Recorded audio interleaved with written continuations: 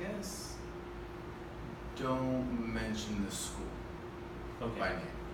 Gotcha. There's like a middle school in Houston. Perfect. Yeah. Yeah. Okay. So I don't want to like be the spokesperson for my school. For your school, yeah. Yeah. So we'll keep it casual. Yeah, for sure. All right, great. Alrighty. So let me just fix this right here. Alrighty.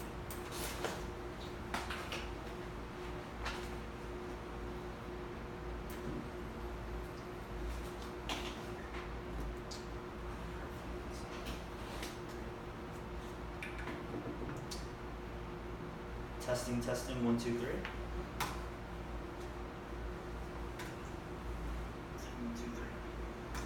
Alright, perfect. Alright. So whenever you're ready? Ready. You ready? Yeah, Alright. So welcome guys to our second episode. Actually it's not our second, it's our 11th interview. And we have Michael Speer with us today. So welcome Mike to the show. Thank you. I'm happy to be here. Okay, so tell us a little bit about yourself, your upbringing, where are you from, how was your childhood? Sure. I'm actually not native to Texas. I usually try to not bring that out right away. But I'm originally from New Jersey, moved down here about 6 years ago. And yeah, I mean, I really love the city of Houston. I moved down to Houston because I loved Houston. And it's, you know, the people here and everything like that, they're really, really great. And it's just something that I want to be a part of. Gotcha. So how many years did you live in New Jersey? Over 30? No, 29.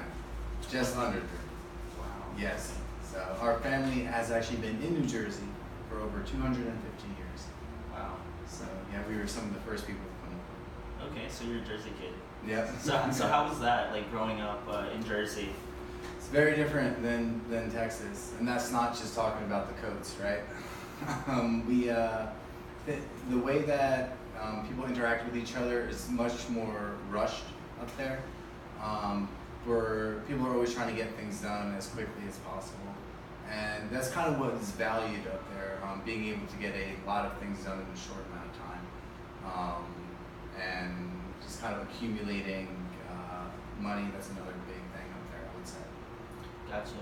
So you live in Jersey for a few years, and for someone that's not from Jersey, I'm from Houston. If I want to go to Jersey, what are some good spots to go to?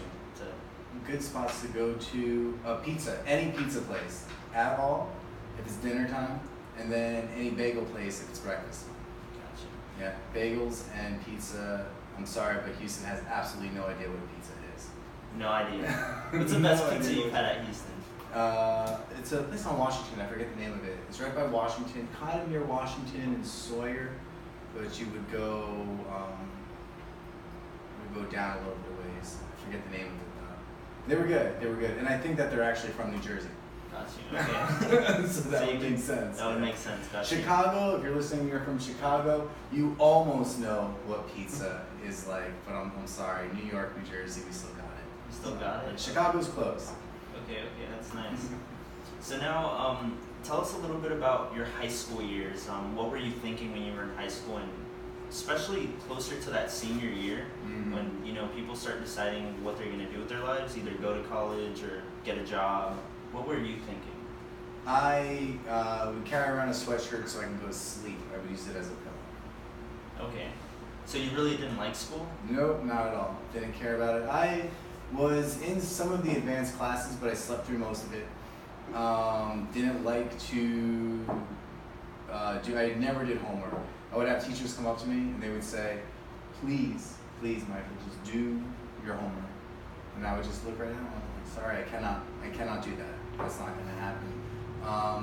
And then I would sleep through class, and then I would get an A on every single test. So it frustrated the teachers a lot because they just wanted to do the homework. That worked in every class except for math.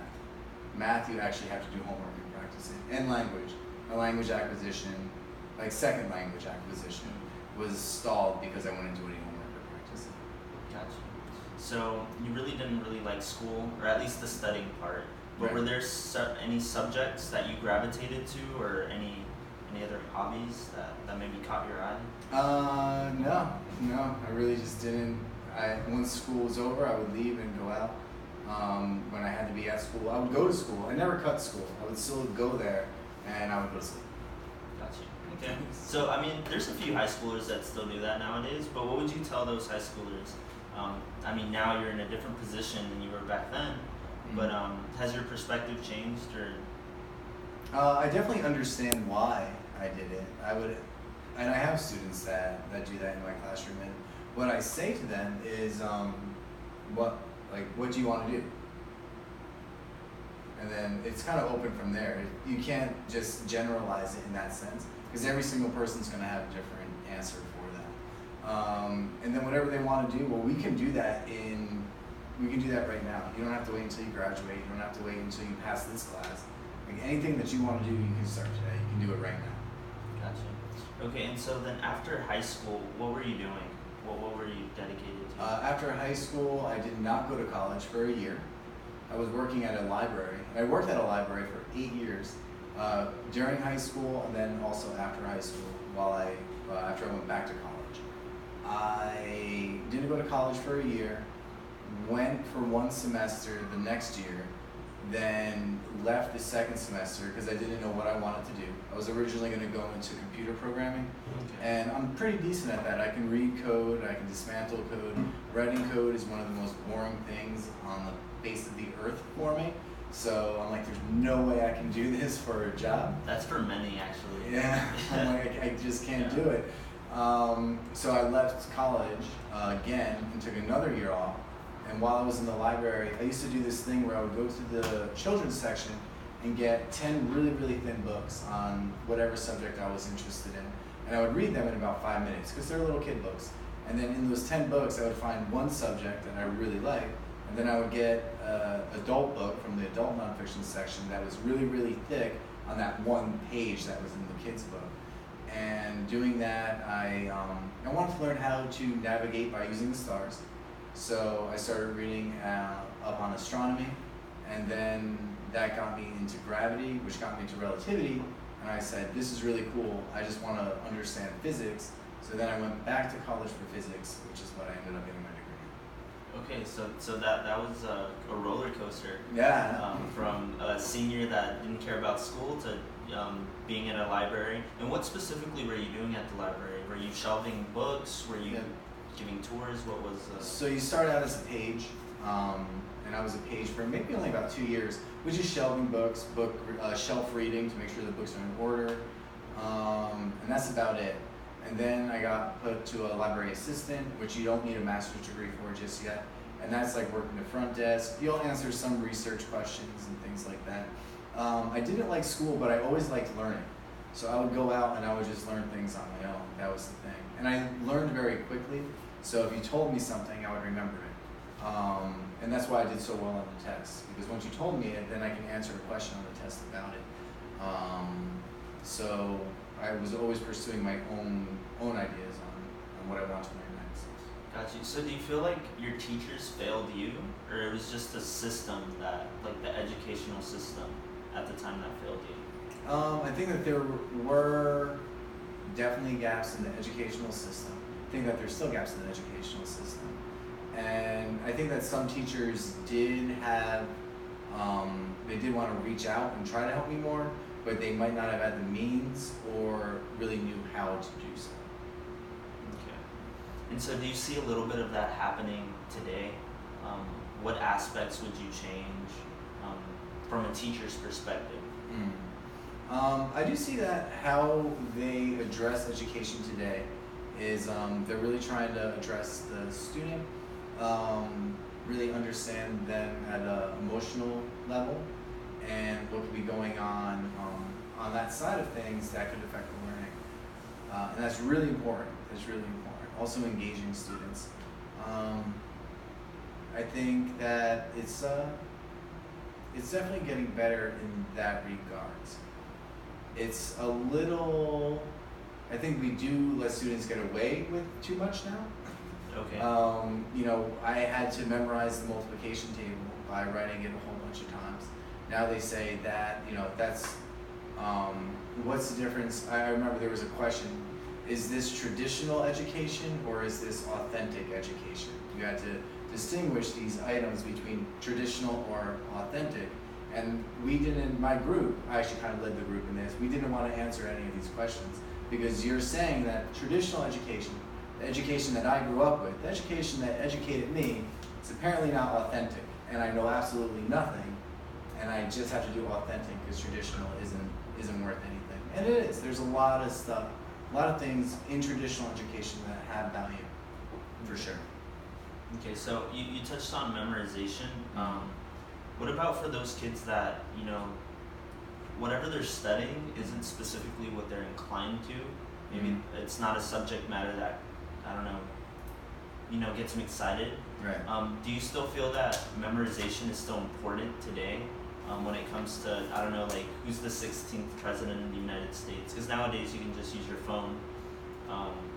Information is so accessible to people nowadays. Do you still feel like it's important to have that part of education? Yes, but I do understand that too, right? I can Google when the Magna Carta was signed. That's not a problem. Do I know what the Magna Carta is? That we should be able to have some sort of discussion.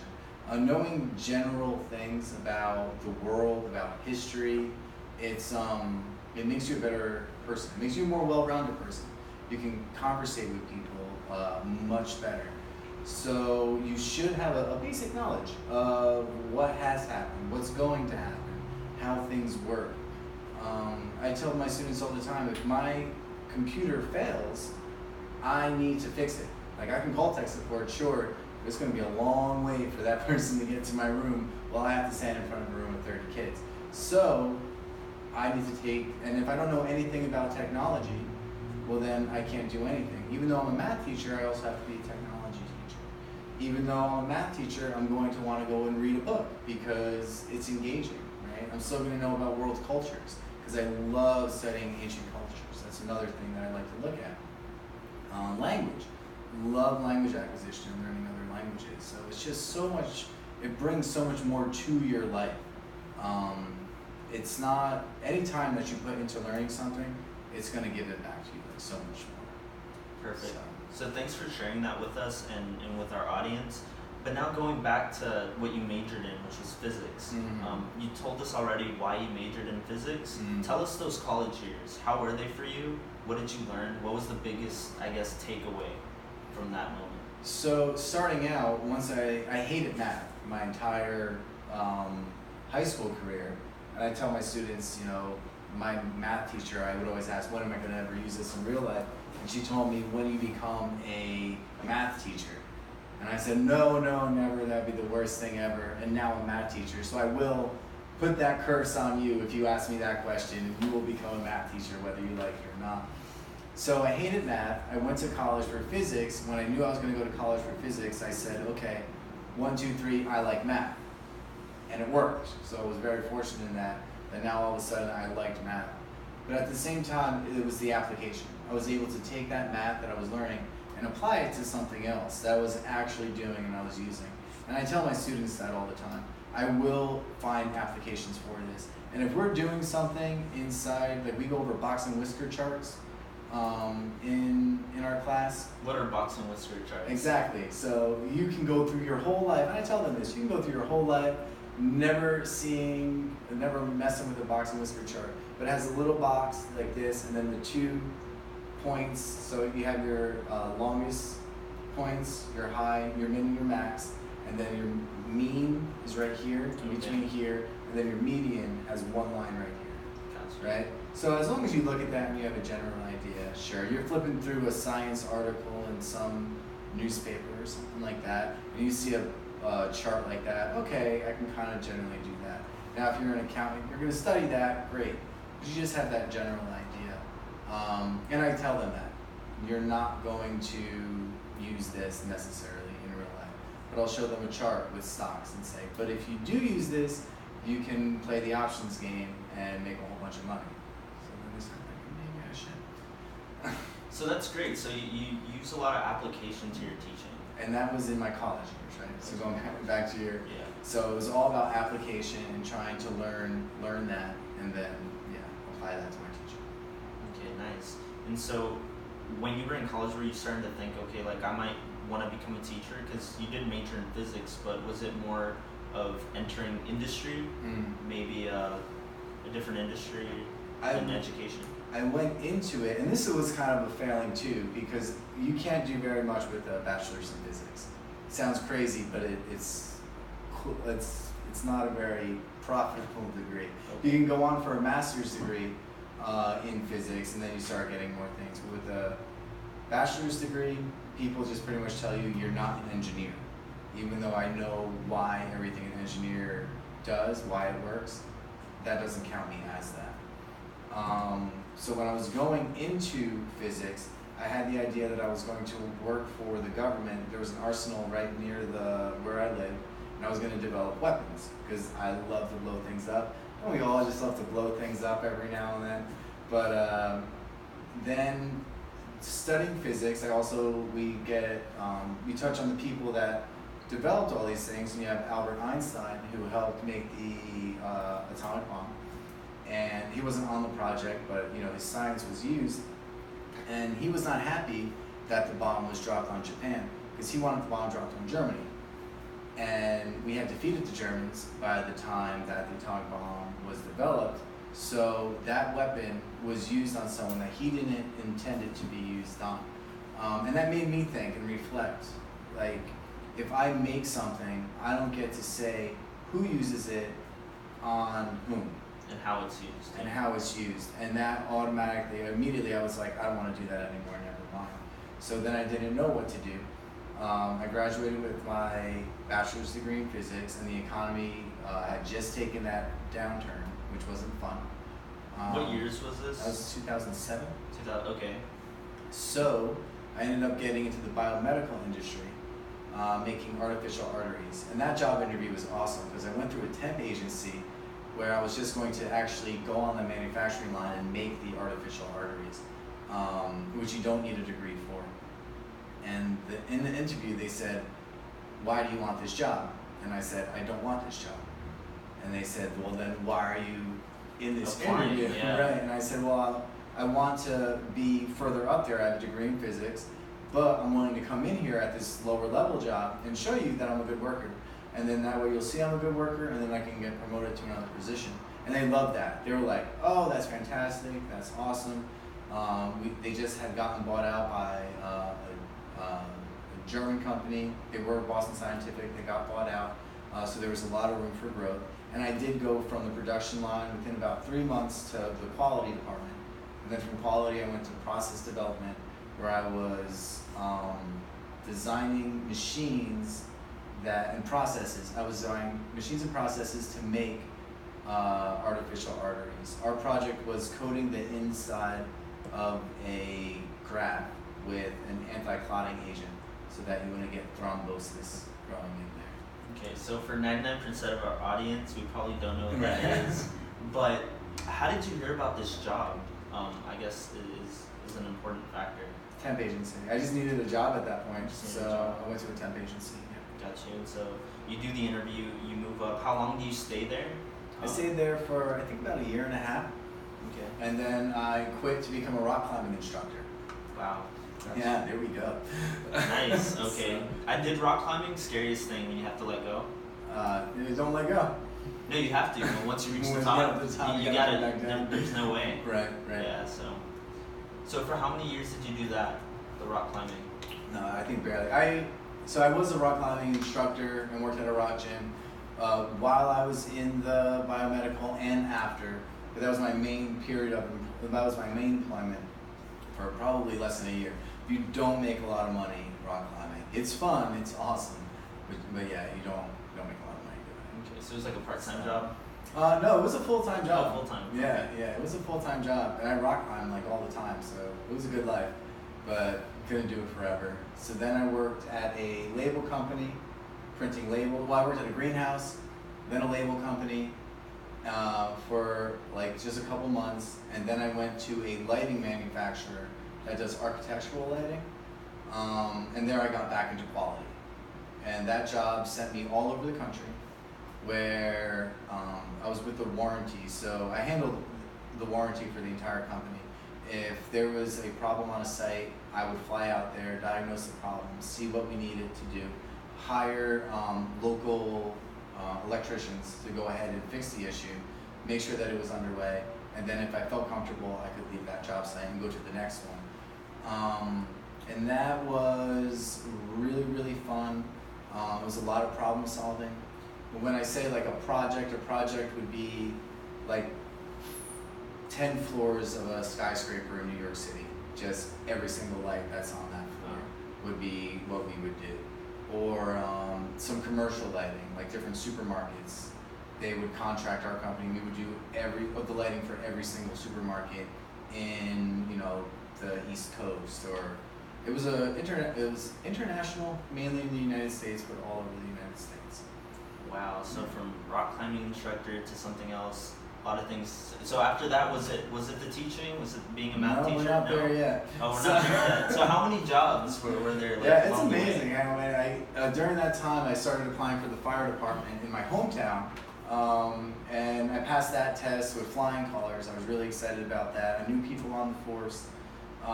The force knew me, right? I was just waiting for my name to be called, and this sledding company had another plant down in Houston.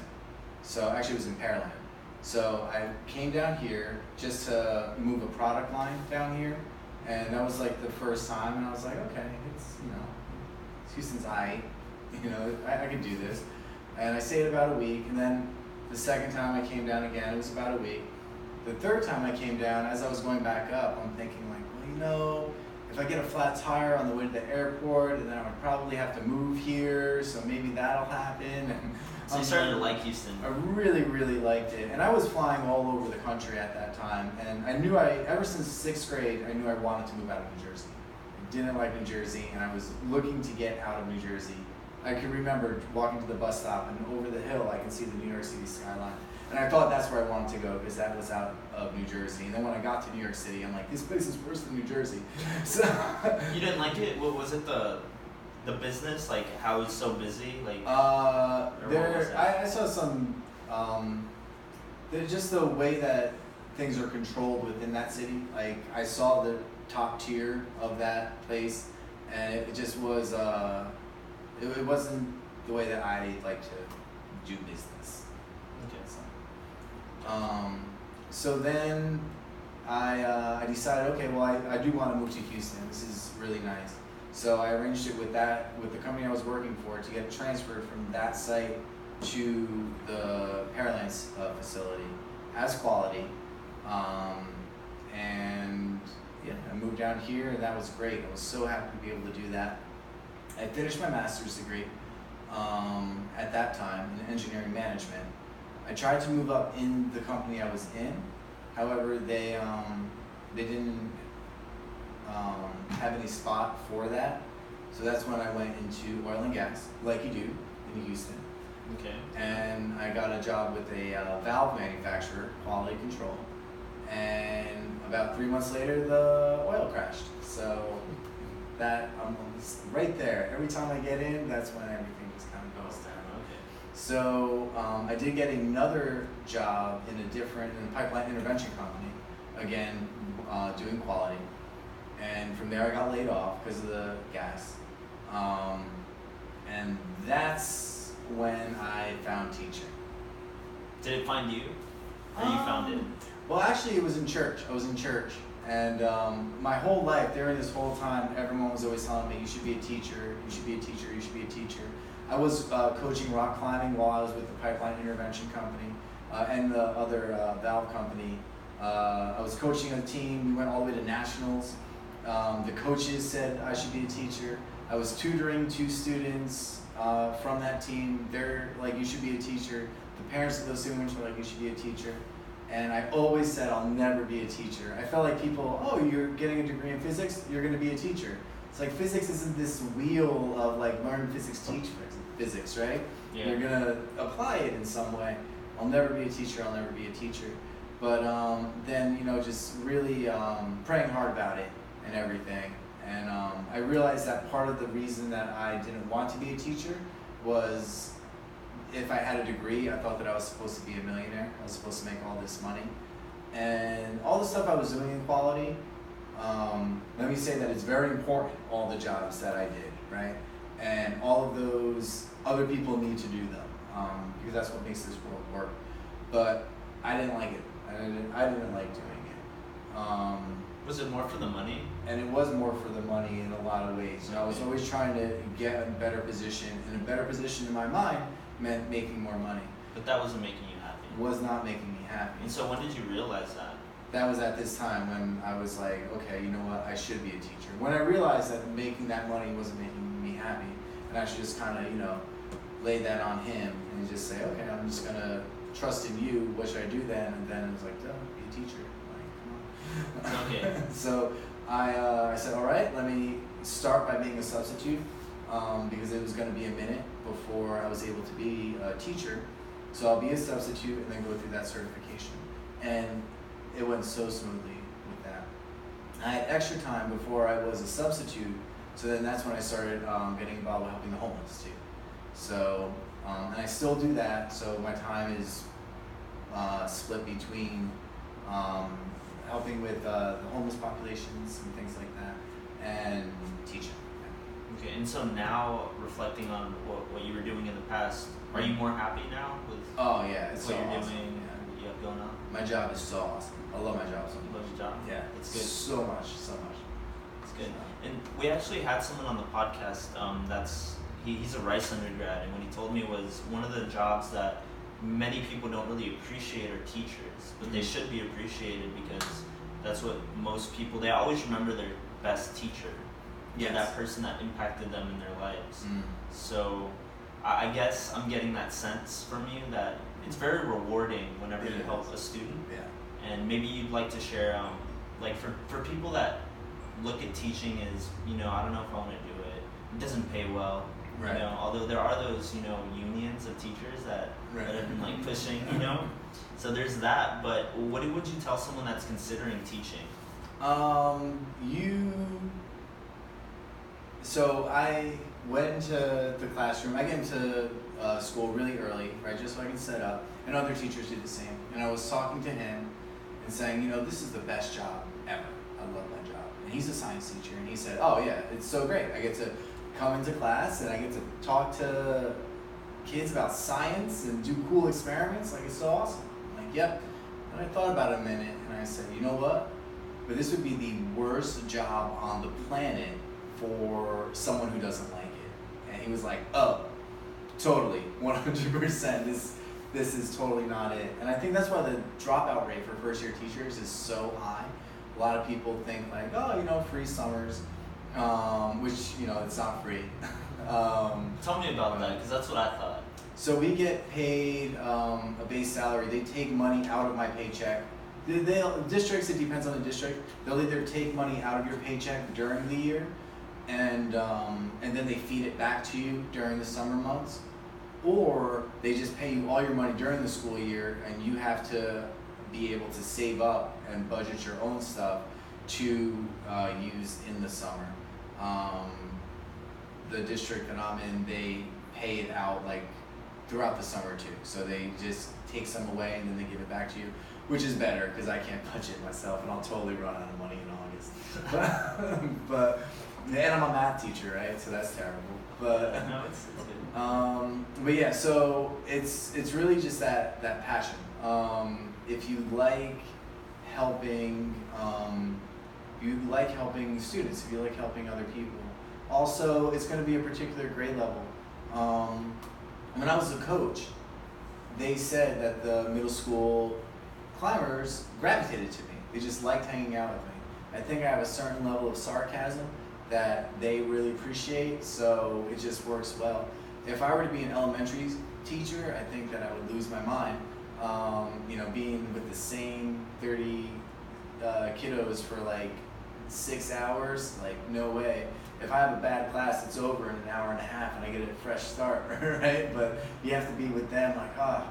And then like the high school teachers, the stuff that they're dealing with, forget that. But if you talk to a high school teacher and say, oh, I know a middle school teacher, they'll say, those middle school teachers are crazy. those middle schoolers are out of their minds. So yeah, it really, it's just perspective, right? it's perspective. You know, you will gravitate towards a certain area for sure. I love being a middle school teacher. Because if you ask me, middle school is that weird phase where kids are stopping kids and they're like becoming teenagers, Yes. and then they're going through all these weird things. Mm-hmm. At least in high school, they kind of have it figured out, or maybe not as much, but like They have an idea. they have an idea, right? Yeah. Yeah, I have an idea that they have it figured out. But So I could see why high school Mhm. teachers would think that about middle school teachers. yeah, they You're still all here. those changes. Huh? You're still here. I mean, you're, Yeah. well, you're thriving. Yeah. They, I guess that's the thing too. I'm super weird and awkward, so I fit right in with them as well. Nice. So yeah. Okay. And so also there's a part of the segment of the podcast where we like to talk about how family has influenced our guest. Mm-hmm. So in your experience, how do you feel like your parents or maybe a family member impacted you for better?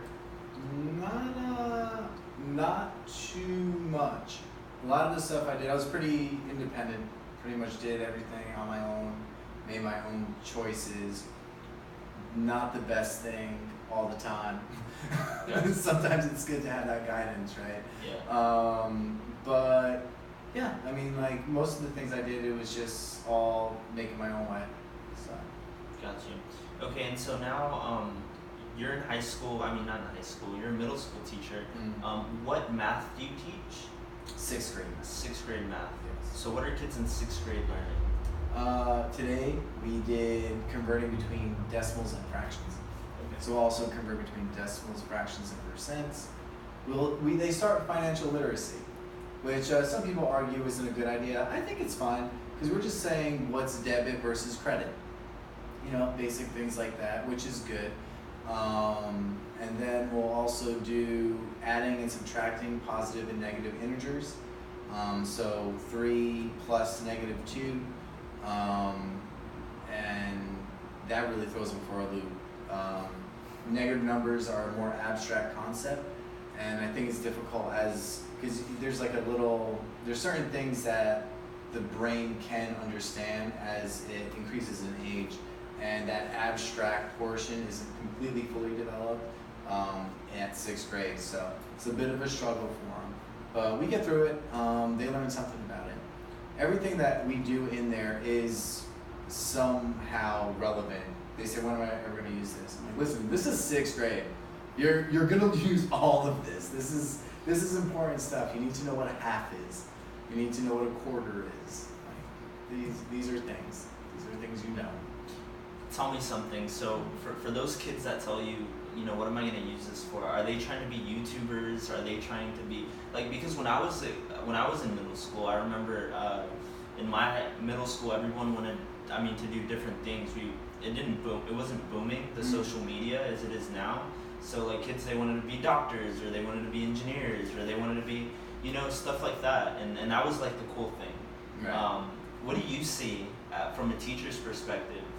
Like, well, what these kids kind of gravitate to, or what they want to be when they grow up? A lot of them do want to be YouTubers, which is funny. So if they say, oh, I'm going to be a YouTuber, I say, okay, great. What are you doing right now? And they say, what do you mean? I'm like, why aren't you doing YouTube? Like, you can make $1 million doing YouTube. That's totally possible. So what are we going to do? Well, I don't know. Okay, we'll figure it out. And then let's make some YouTube videos.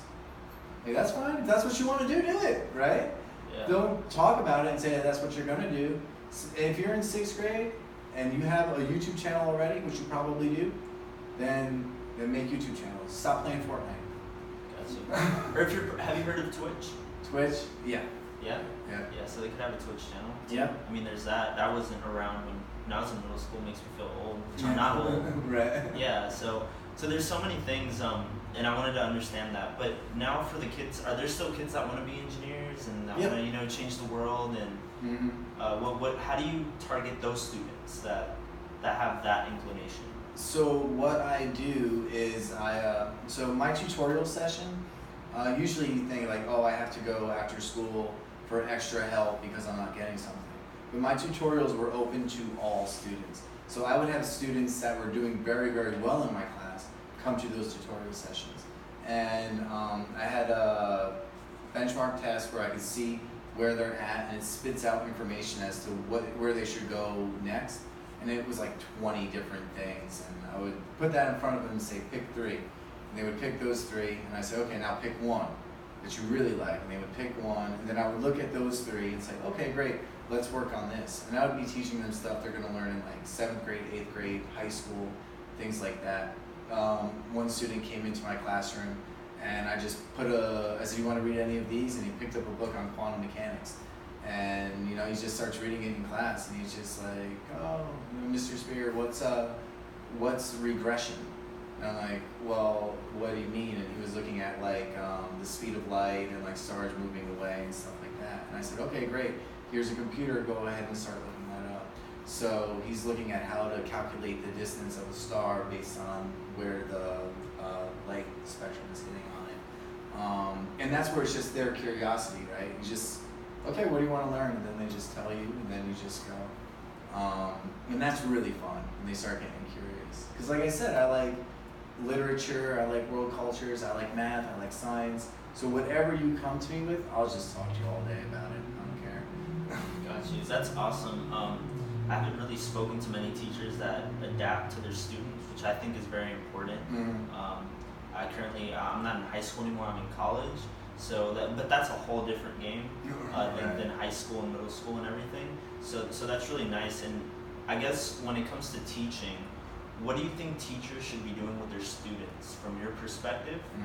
What are they doing wrong? Let's start with that. What are teachers doing wrong? What are they doing wrong? Throwing shade. Let me see. I don't know. Maybe I always treat the students like people, which sounds kind of weird, but why wouldn't you do that? But I treat them as though they're, I guess, like a grown-up. Like, I just talk to them exactly how it is, and also I don't hold grudges. Can't hold grudges on a 6th grader. They have a memory like a goldfish. So if they come in the next day and you're angry at them, they're like, why are you so angry at me? It's like, do you not remember that you cussed me out yesterday? Oh, that was you? I don't remember that at all, So you just have to let that go. Every single day is a brand new day. You just start fresh. So. Okay. And then when it comes to things that teachers should be doing, I think you already touched on that. Yeah. And then the grudges. What about when it comes to actually teaching a subject matter? Academically. For that, see where the student's at and focus on growth, which many teachers do, right? We focus on growth. So if I have a student in my class that is still struggling with 4th grade math, I'm not going to teach them 6th grade math because he can't or she can't get it at that point. You need that basis. So let's figure out where you're at. Let's figure out where you're going to go next, and then we're just going to improve from there. Also applying it to what they like. I have students that like cars. So it's like, okay, well, how does this relate to cars? And you can just say that. How does this relate to cars? Ask the student that. And get their gears spinning. Like, how does this relate to cars? What could I use this for? And then they start appreciating it. They really do. And then you tell that student, okay, now when you go into this classroom, I want you to do the same thing that you just did in my classroom. Because you had a really good day here, so bring that good day over to there. And then they get into that classroom, and then the teacher's like, oh wow, look at it, they wrote all this stuff. It's all about cars, but it's really great. It's like, well, yeah, they're doing really well. That's good. And so, as a teacher, what are a few things that you want your students to take from your class that they can apply as they move on, to high school or college? What do you want them to remember, I guess, your class by, maybe you by, something that you instill in your students? One of the things, I actually said this to one of my classes today, and it came up last year as well. Sometimes students ask me like, oh, is this class smarter than me? This class said that they're smarter than me. Is that true? And I told them, why are you asking me if you're smart? Why are you going to let me determine if you're smart or not? You should be telling me that you are smart. You don't get that feedback from me. You tell me what you are. And that's really the main thing. You know, you have to let them know that they're in control and they're going to define their own outlook on life. And then just take that into whatever they do. I mean, that's deep. I mean, for a 6th grader, they get it. They get it yeah, though? They pick it up. They pick it up, Yeah. okay. The other thing I tell them is nobody cares.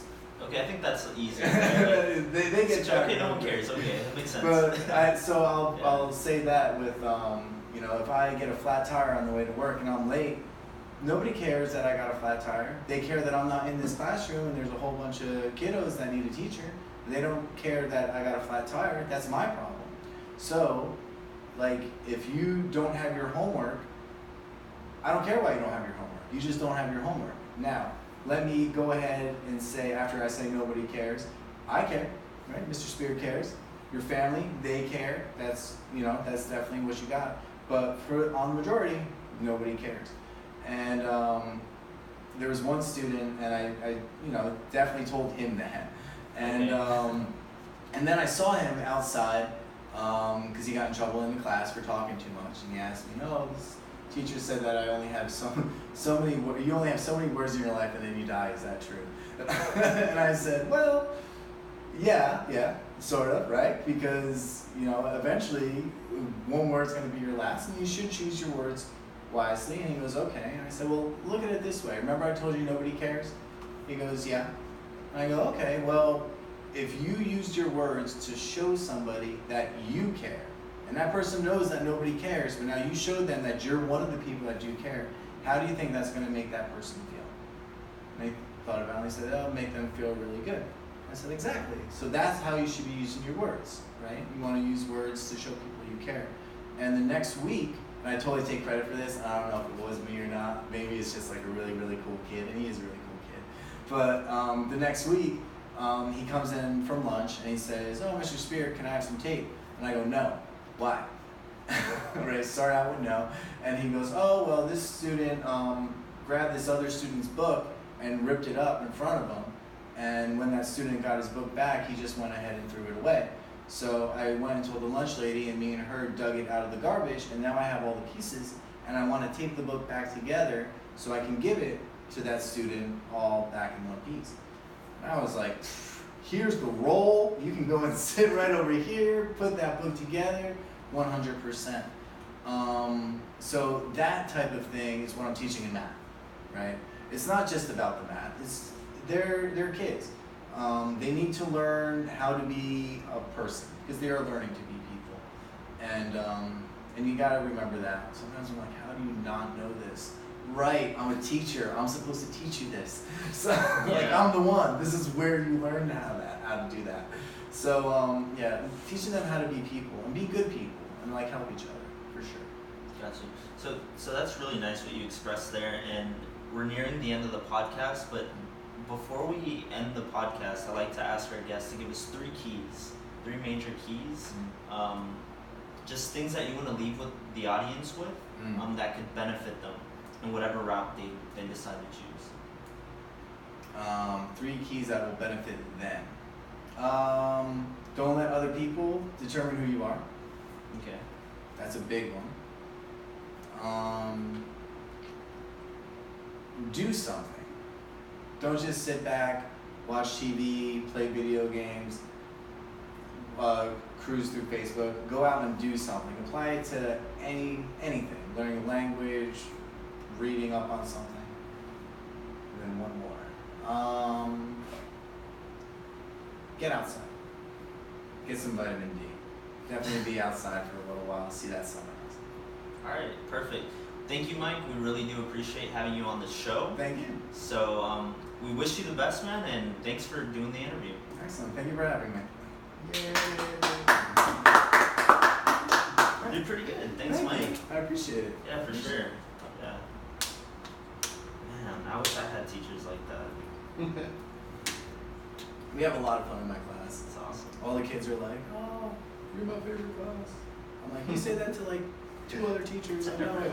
Yeah. You say that to whatever teacher's in front of me. But they're but no, they really do. They came back. It's cool to see them coming back now. Just being like, "Hey, what's up, Mr. Speer?" And even when I was a substitute, they knew me, and then the next year they're like, "Oh, you're a real teacher now. That's so great." You were like I had one student tell me I was her third favorite sub. I think. Third favorite sub. And I was like, that is an honest answer. You gotta appreciate the honesty. Yeah, because I knew who the other two were, because they had like regular subs, and I was like, those are good subs. They're good. We all have our own personalities, but okay, third favorite. So. Regular. So. Yep. That's awesome, man. And so I forgot to ask you on the podcast, but do you plan to do teaching? Like, for how long? I have no retirement fund, so you know, I'm like, gonna work until I die. Until you die. So I might do dean. I might go to like a vice principal. Principal, they do more of like the administrative things, like budgeting and things like that. Deans and VPs are more supporting the teachers and making sure that they have everything that they need. And I work really well with my kids. The kids really respond to me well. I mean, the kids that I yelled at last year come and visit me and say, "What's up, Mr. Speer?" Like this year, like even after class, because they knew that they did something wrong, and they're okay, yeah, that one was reserved. So being a support to those teachers and showing them how to relate to those other students, and them having like a good relationship with their students. Because it would allow me to kind of spread that positivity out in a larger umbrella. Do you think about going to high school, Mike? No. Teaching high school? What about being a dean in high school? No. Nothing in high school. Anywhere, no. No. Maybe college, because like they pay to go there, so then it's like okay, whatever. Like they have some sort of a bit more serious. Yeah. At least the parents do. Yeah, exactly. No parent-teacher conferences, right? We don't have to do that, so that's good. But we just had our parent-teacher night yesterday, which went really well. Really nice.